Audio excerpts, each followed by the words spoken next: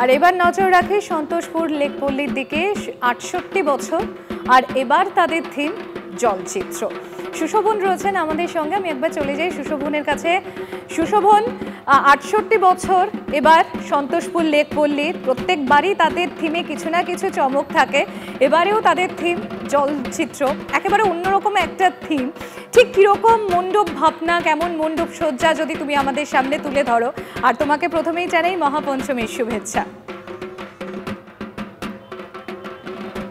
তোমাকেও মহাপঞ্চমীর শুভেচ্ছা। প্রথমে থিমটা দেখানোর চেষ্টা করব। থিমের নাম জলচিত্র। মূলত দেখো, কলকাতার যে সরকারি আর্ট কলেজ রয়েছে এখানেই কিন্তু এই জলচিত্র শুধুমাত্র রয়েছে, আর কোথাও নেই। আর এই জলচিত্র বহু প্রাচীন, কিন্তু বর্তমানে এখন তার গৌরব হারিয়েছে এবং এখনো পর্যন্ত এই জলচিত্র যে বিষয়টি কি সেটা কিন্তু এখনো পর্যন্ত খুব একটা মানুষ এখন অবগত নয়। এবং আরও যেটা বড় বিষয় সেটা হলো কলকাতা যে আর্ট কলেজ সেখানে কিন্তু এখন সেটা শিক্ষকহীন অবস্থায়।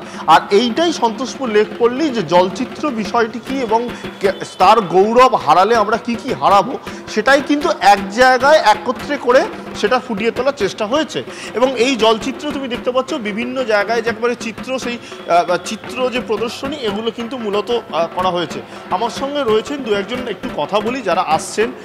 আচ্ছা, আজকে বিভিন্ন জায়গায় তো নিশ্চয়ই প্যান্ডেল হপিং করছেন, কোথায় কোথায় যাচ্ছেন? না, আমি আপাতত কেন্দুয়া গেছি, কেন্দুয়া থেকে সবে এলাম, এবার ঘুরবো। মানে সেটা কত রাত অবধি ঘুরবেন? বিকেল পর্যন্ত।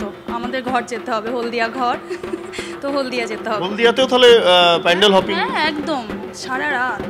আচ্ছা, একটু তোমাকে জিজ্ঞাসা করি, তুমি কোথায় কোথায় ঠাকুর দেখবে? মানে এখানে ঠাকুর বেশি ভালো দেখবে না হলদিয়া গিয়ে ঠাকুর দেখবে? এখানে ঠাকুর বেশি ভালো লাগে। কি কি দেখলে? গণেশ ঠাকুর, তারপরে এরপর খাওয়া দাওয়া করবে তো?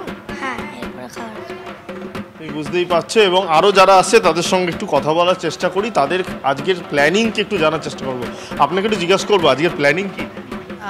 আপাতত আমরা সকাল থেকে ঘুরছি, তো ঘুরে চলে এসেছি আমরা সাউথের বিভিন্ন ঠাকুর দেখে।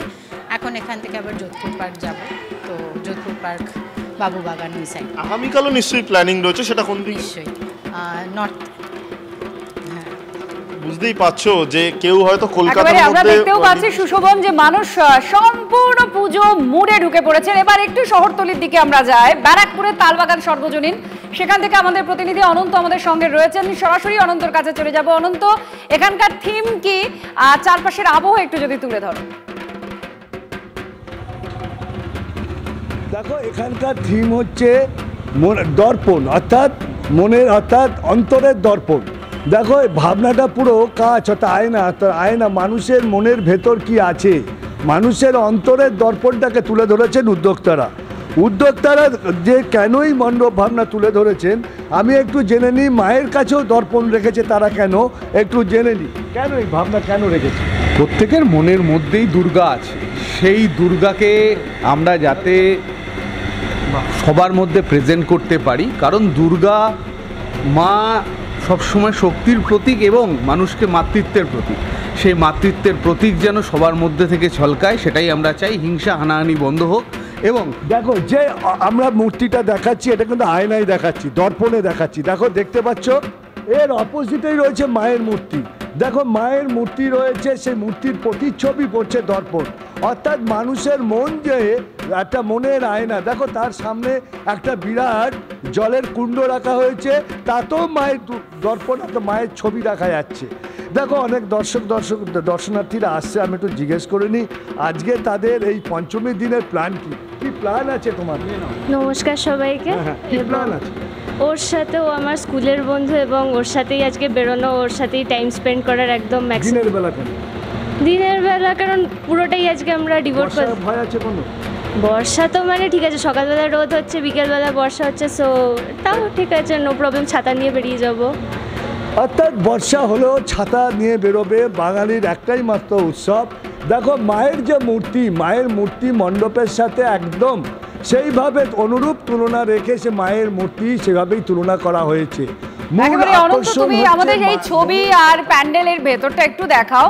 আপনারা দেখছেন দর্পণ এখানকার থিম, ব্যারাকপুরের এই পুজো মণ্ডপে, যেখানে প্রতিমার সামনে ঠিক একটি দর্পণ আয়না রাখা হয়েছে, যেখানে তার প্রতিচ্ছবি উঠছে, আর সামনে একটি জলের কুণ্ডও রাখা হয়েছে। যেমন বিসর্জনের সময় আমরা দেখি যে দর্পণে বিসর্জন হয়, ঠিক সেই রকমই একটা ভাবনা এখানে উঠে এসেছে, যা মানুষ উপভোগ করছেন।